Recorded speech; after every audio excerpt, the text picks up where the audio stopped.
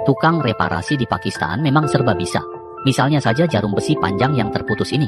Pengelasan konvensional pasti tidak memenuhi kebutuhan pandai besi.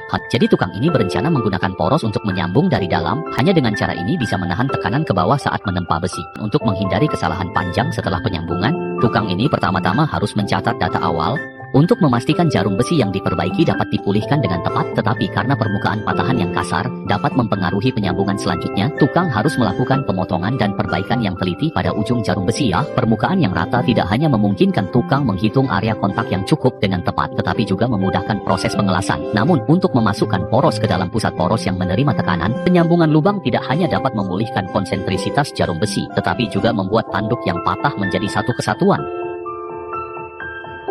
Namun, mengingat bahwa kekuatan sambungan ditentukan oleh posisi lubang, maka dinding dalam lubang masih perlu dibersihkan dengan pisau lubang. Dengan cara ini, diameter luar poros sambungan dapat diperbesar, dan dinding dalam yang halus dapat mengurangi kesulitan penyambungan. Pada saat ini, ujung kerucut besi yang patah sudah memenuhi persyaratan sambungan. Namun, untuk memasukkan batang poros dengan pas, pengrajin harus membandingkan diameter dan kedalaman lubang, menandai batang poros baja bulat yang sudah disiapkan. Tidak hanya menghitung dengan tepat kedalaman tumpang tindih yang akan dimasukkan, tetapi juga menutupi ketebalan yang terpotong dari permukaan patahan. Seiring dengan cepatnya pengrajin menghilangkan bagian yang tidak perlu. Setelah panjangnya ditentukan, selanjutnya dapat diproses sesuai dengan data posisi lubang.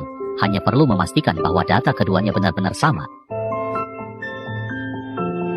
Setelah kedua ujungnya dipotong, batang poros panjang tipis dapat dimasukkan ke dalam sambungan. Ini dilakukan dengan memukulnya dengan palu hingga ujung yang menonjol sepenuhnya menempel pada bagian bawah lubang, untuk menghindari agar bagian dalam tidak mempengaruhi kekuatan jarum besi. Pada titik ini, poros sudah terhubung dengan ujung besi, tetapi agar sambungan yang disisakan dapat terhubung dengan ujung tanduk, pengrajin juga perlu melakukan penyesuaian pada permukaan potongan tanduk. Meskipun pemrosesan ini akan membuat panjang jarum besi menjadi lebih pendek, selama sambungan poros menyisakan ruang yang cukup, pengrajin dapat mengembalikan panjang aslinya. Dan karena diameter luar sambungan poros sudah ditetapkan sebelumnya, jadi posisi lubang pada ujung tanduk hanya perlu direplikasi secara sinkron. Namun jelas, posisi lubang di ujung ini sudah sepenuhnya menembus. Untuk menghindari deformasi saat memukul sambungan keras, sang ahli memutuskan untuk memotong ulir halus di dinding bagian dalam. Ini tidak hanya mengurangi kesulitan dalam menyambungkan dengan poros, tetapi juga membuat sambungan ulir lebih erat menggigit dinding bagian dalam, sehingga secara signifikan meningkatkan kekuatan ujung tanduk jarum besi. Setelah posisi lubang tanduk memiliki jarak ulir yang tetap, poros yang telah disiapkan sebelumnya dapat dipasang, kemudian ulir luar halus yang konsisten dapat direplikasi kembali.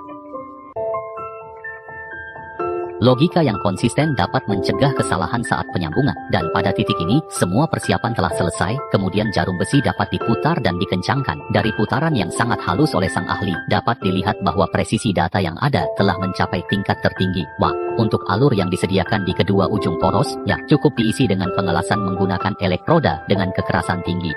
Dengan cara ini, pekerjaan pengencangan di kedua ujung poros selesai. Untuk bagian yang menonjol dan tidak sedap dipandang, sang ahli tidak hanya harus meratakan dengan alat bubut, tetapi juga memanaskan permukaan secara terus-menerus dengan obor. Tujuan utamanya adalah agar lapisan anti karat dapat menempel lebih baik, sehingga dapat mencegah karat di sambungan. Sedangkan untuk permukaan palu tanduk jarum besi yang miring, cukup dilas sepenuhnya dengan elektroda, sehingga jarum besi yang dipatahkan oleh pandai besi ini dapat digunakan kembali. Perbaikan seperti ini sungguh luar biasa.